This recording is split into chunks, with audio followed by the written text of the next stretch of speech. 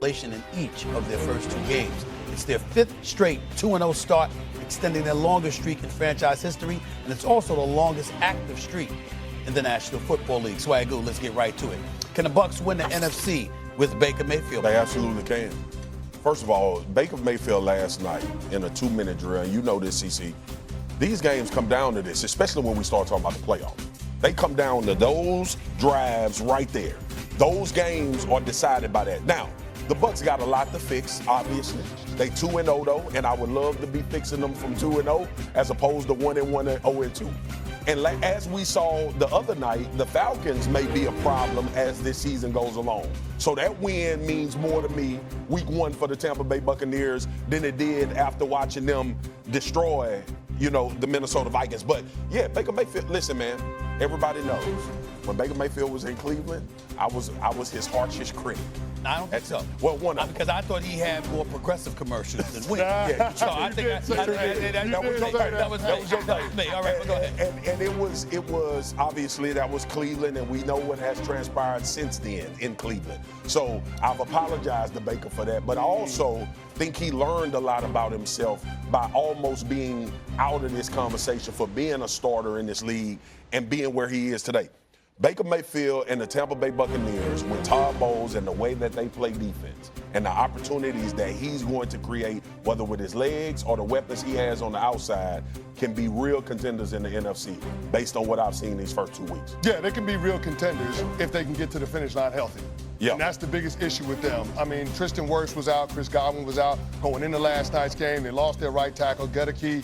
Emeka Egbuka got banged up in that game. Rashad White got banged up in that game. Kalijah Kancey got banged up in that game. And you just wonder whether or not attrition is going to take its toll.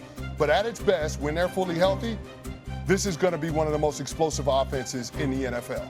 They might have the best receiving corps in the NFL. Evans, Egbuka. Yeah, Evans, Egbuka, and Chris Godwin. Yeah. I mean, I call Egbuka Baker's sous chef. Because that dude out there is 100%. A bona fide monster. Right. Okay, and that offensive line has shown the ability to be able to provide some balance by running the football, and that defense stepped up and made plays when they needed to last night. So they absolutely can. But when I start looking at the NFC as a whole, I got a bank full of respect for the Philadelphia Eagles, reigning defending champs.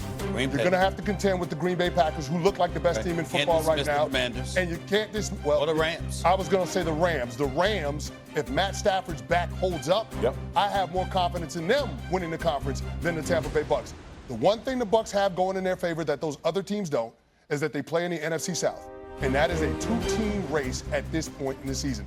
I am ready to summarily dismiss the Carolina Panthers and the New Orleans Saints. They will be non-factors in terms of who wins the NFC South.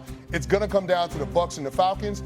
And in the first year with Penix being the full-time starter, how could you not give the benefit of the doubt to the Bucs? That's fair. No doubt about it. A couple of things come to my mind based off of last night's game. Number one, let's not forget that the Texans are considered to have the worst offensive line in football at this particular moment in time. So let's not forget that. You're going up against a Todd Bowles defense, for crying out loud. I know he's the head coach, but we all know anything that has something to do with defense, Todd Bowles has his fingerprints on that. So we got to get that out the way. This is what we're not picking up about Baker Mayfield as well. We've been talking about how he's been flinging that football, and deservedly so, because he's got weapons to throw the football to, and he knows how to finish the deal. Game-winning drives, his brother will show up, no doubt about it, and he deserves our praise. You know what else he deserves our praise for? Running the football. 100%. Think about this. I'm just looking at this right here.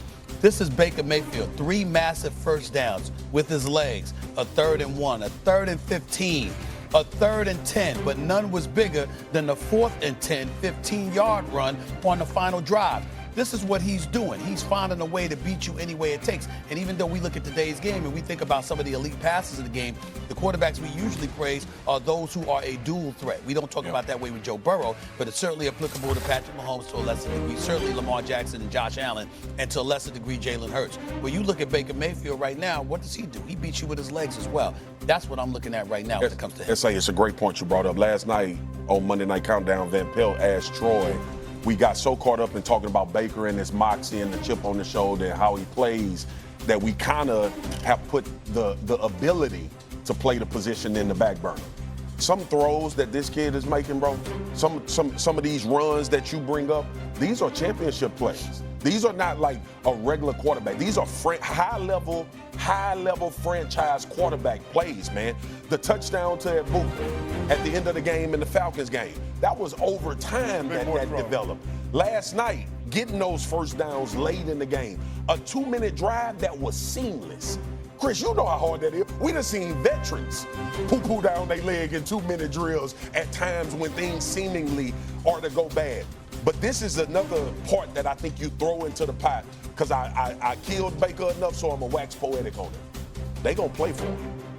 And I think it goes a long way. This ain't Cleveland. This ain't Carolina. It goes a long way and say, when you get into these type of games and you have these things stocked already, remember the final drives in Atlanta, remember the final drive against the Houston Texans, when you get further down the road, that they gonna remember that Baker Mayfield showed up in those moments, and he's been doing it since he's gotten to Tampa. I think that's going to matter. He was sacked 4 times. He was sacked 4 times, but still scrambled when it really counted, and they couldn't catch him. Time to move on, CC. Oh my God, the speed and how he sees the field, it just opens up to go score. He's been special. So early candidate for Rookie of the Year. He's got 3 touchdowns now. Texans early 4th quarter on a 4th and goal.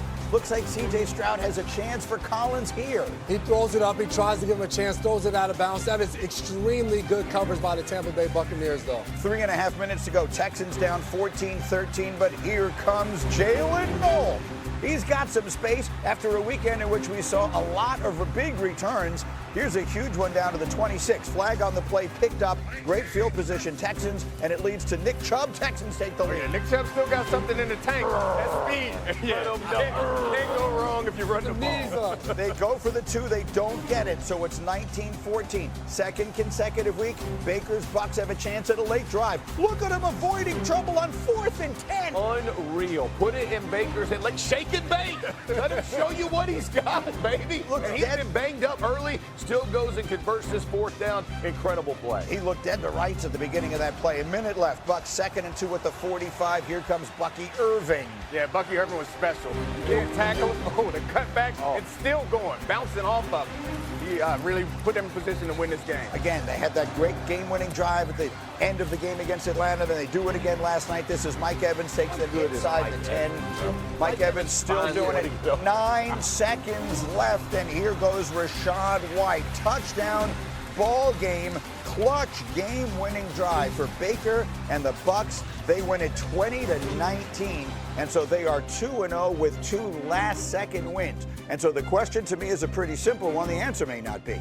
I feel like yesterday we had a conversation about the big dogs in the NFC. It's Green Bay, it's Philadelphia, it's Detroit. Should Tampa Bay be in that conversation? They're right there, right on the cusp of it. I don't have them in that same tier as those top teams. For one, they're still not healthy. So I look at this team, and I would call them a resilient one. They're finding ways, you just talked about in week 1 and week 2, to finish games at the very end and find a way to win. That is without Tristan Wirfs. That's without McMillan. That's without Chris Godwin. All of these guys they don't have. I think that is a huge deal. He's giving you every reason they should be in there. That's why they should. They had 2 new tackles playing less and still find ways to win. This team is definitely in that same group. They've gone on the road against 2 good teams, beat them at their place. Again, coming back in the 4th quarter, you got to put them in that same category. This team has won the division 4 years in a row. Yeah. They always are in the playoffs. So they have the experience and they have the talent. And you're right, they're going to get healthier. Yeah. Tristan Wirfs will come back, and the whole offensive. They're playing their starting center at left tackle, and they're 2-0. Respect. I love it. I love it. That's 2 weeks in a row, guys. We're going to find something out about them. They get the Jets this week. That may not be a huge test. We'll see. But then they get the Eagles in 2 weeks. Yeah. So when the Eagles go there, September 28th, that will be an. No, I think it's going to be a huge test for the Eagles, too. Like, the way that they're playing up front, their ability to run.